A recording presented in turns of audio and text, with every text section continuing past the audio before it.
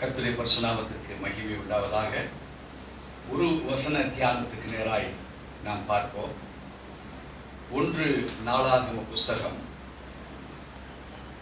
16ஆம் அதிகாரம் 34வது வசனம், பக்கம் 526, பழைய ஏற்பாட்டின் புஸ்தகம். கர்த்தரை துதியுங்கள், அவர் நல்லவர், அவர் கிருபை என்றும் உள்ளது, அவர் கிருபை என்றும் உள்ளது. தேவஜனமே, மனிதனுடைய பொதுவான வாழ்வாதாரத்தை வைத்துதான் தேவன் தமக்கு சித்தமானவைகளை தம்முடைய ஜனங்களுக்கு கொடுக்கலாம் என்று இந்த வார்த்தையை இந்த பகுதியில் கொடுத்திருக்கிறார். அவர் மனிதனை அறிந்தவர்.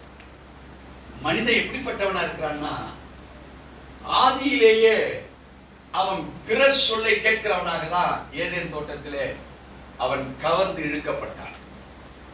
நல்ல விளங்குகிறதா? ஏதேன் தோட்டத்துல தேவனோடு கூட அவன் இருக்க வேண்டியவன் ஏதோ ஒரு கவர்ச்சியில இழுக்கப்பட்டவனாக ஆதாமும் ஏவாளும் எங்க போய் விழுந்தாங்க? லூசிபரின் கரங்கள்ல போய் விழுந்தாங்க. இப்போ வேதம் சொல்லுது, அந்த ஏதேன் தோட்டத்துடைய காரியங்கள்லாம் முடிஞ்சு பல நூற்றாண்டுகள் கடந்து ஆபிரகாமை தேர்ந்தெடுக்கப்பட்டவனாய் வளர்ச்சி அடைந்த காலங்களிலும் மனிதனுடைய நோக்கங்கள் வேற கிரியைகளுக்கு ஒப்புக்கொடுக்கப்பட்டதாக இருந்தது. விக்கிரக தோப்புகள், விக்கிரக காரியங்கள், தனக்குண்டான சுய சிந்தைகளுக்கு ஏற்றவைகளை செய்கிறவர்களாக இருந்தார்கள். இப்போ காட், நம்மை உண்டாக்கின தேவன் தன்னை உணர்த்துகிறார் நமக்கு. இந்த வேதவசனத்தில் அதிகமா அவர் ஒரு வெளிப்பாட்டை கொடுக்கிறார். அந்த வசனத்தினுடைய நடு பகுதியை பார்த்தீங்கன்னா, அவர் நல்லவர். அதுக்கு முன்னாடி பார்த்தீங்கன்னா, கர்த்தரை துதியுங்கள். கடைசி பகுதி பார்த்தீங்கன்னா, அவர் கிருபை என்றும். நடுவில் ஒரு பகுதி இருக்கு, அவர் நல்லவர். இப்ப அருமையான தேவச்சனமே, நீங்க லூசிபருக்கு உங்களுடைய செவியை சாய்க்கிற பொழுது, இன்று முளைத்து நாளைக்கு மரித்து போகிற ஒரு மனிதனை ஜே சொல்லிக்கிட்டு இருக்கிறோம், வாழ்கன்னு சொல்லிக்கிட்டு இருக்கிறோம். அலெக்சாண்டர் பலவிதமான வெற்றிகளை பார்த்த போதிலும் அவர் சொன்னாரா, என்ன சவப்பெட்டியில கொண்டு போகிற போது கையில ஒண்ணு இல்லையேன்னு என் கையை வெளியே வைங்க, நான் சம்பாதித்த செல்வங்களை ரோட்ல இந்த காலத்துல பூவை போட்டுட்டு போற மாதிரி சவத்துக்கு முன்பாக, எனக்கு முன்பாக அந்த செழிப்புள்ள தங்க காசுகள் பொற்காசுகள் எல்லாம் நீங்க தெளித்துட்டு போங்கன்னு சொன்னாராம். அடுத்து அவர் சொன்னாராம், தலை சிறந்த டாக்டர்கள் தான் என் பெட்டிய தூக்கணும். என்ன அர்த்தம்னா, இந்த உலகத்துல என்ன சம்பாதிச்சாலும் ஒண்ணும் இல்லை, போகும்போது ஒண்ணும் கொண்டு போறதும் இல்லை. இந்த டாக்டர்கள் அந்த சவ பெட்டியை தூக்கும் போது எவ்வளவு நிபுணர்களா இருந்தாலும் ஒரு மனிதனுடைய உயிரை காப்பாற்ற முடியாது. ஆனால் இதை தாண்டி கிறிஸ்தவ வாழ்க்கை ஒரு செழிப்புள்ள ஒரு வாழ்க்கை. இந்த உலகத்துல என்ன நம்முடைய தேவைகளோ, நீ போரிட்டு அது ஜெயம் பெற வேண்டாம். போரிடுகிற போது ஒருத்தனை அழிச்சிட்டு தான் அவன் இருக்க காசை எடுக்கிறோம், அவனை அழிச்சிட்டு தான் ஒரு ராஜ்யத்தை நம்ம எடுக்கிறோம். அது நம்மளுடைய வேலை இல்லை. இங்கே தேவனை ஒரு துதிக்கிற ஒரு ஸ்லாக்கியத்துக்குள்ள நீங்க வாங்க. உங்க பிரேயர் 1000 மணி நேரங்களா இருக்கலாம், அந்த பிரேயர் அது ஒரு சைடு இருக்கட்டும். ஆனா நீங்க செய்ய வேண்டியது என்ன? தேவனை துதிக்கிற ஒரு அனுபவம் உங்க உள்ளத்தின் ஆழத்தில் இருந்துச்சுன்னா, இந்த நாவு மற்றவன பொறாமை சொற்களோ, வேண்டாத சொற்களோ, தெய்வீகமற்ற சொற்களோ இந்த உலகத்தின் வஞ்சைக்கு நேராக கண்டிப்பா போகாது. இந்த நாவல துதிச்சு பழகி தேவனுடைய ராஜ்யத்தை தேடுகிறீர்களானால், இந்த நாவு குற்றம் சொல்றதுக்கு போகாது, குறை சொல்றதுக்கு போகாது, வேண்டாத வார்த்தைகளை பேசுவதற்கு போகாது, பொறாமையின் வார்த்தைகள் இந்த வாயிலிருந்து புறப்படாது.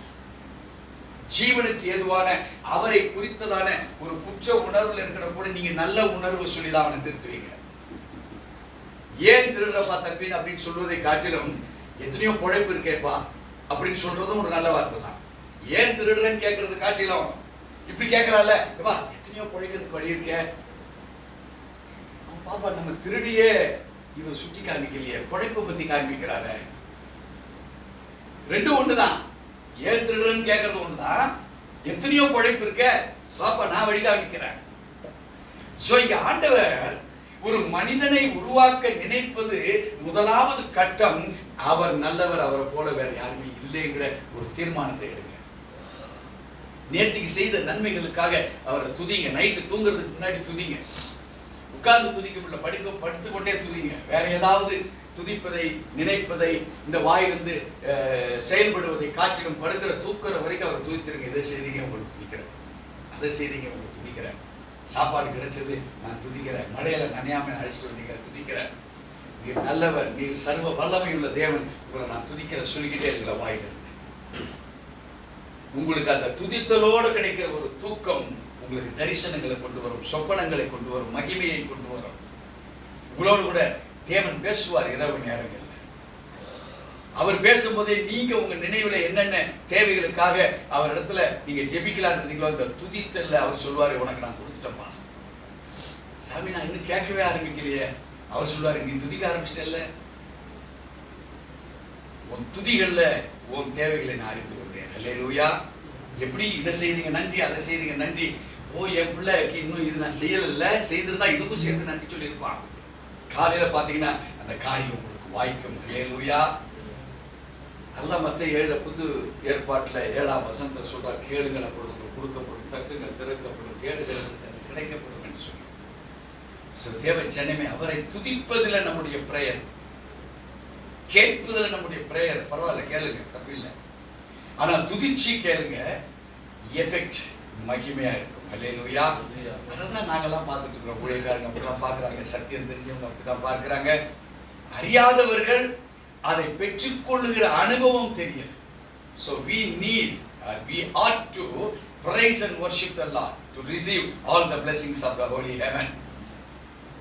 So உன் கையில் அந்த பிரேயரும் அந்த வர்ஷிப்பும் உனக்குள்ள இருக்குமானால் அதுக்கு எங்கேயும் போய் பிராக்டிஸ்லாம் இருக்க வேண்டாம். ஒரு பாஷை தெரியுதோ தெரியலையோ, நீங்க பாட்டுக்கு பிரேயரை பண்ணுங்க, நீங்க பாட்டுக்கு துதித்தலை பண்ணுங்க, பாட்டு ராகம் தெரிஞ்சலையோ உங்களுக்கு தெரிஞ்ச பாட்டை பாடுங்க ஆண்டவருக்கு முன்பாக. இந்த நாவு சுழலட்டும், அவரையே சுத்தி சுத்தி சுழலட்டும். இந்த நாவு கெட்டதுக்கு போகவே போகாது. அல்லேலூயா. விசுவாசிக்கிறீங்களா? கர்த்தர் இந்த வேதத்தை ஆசீர்வதிப்பார்.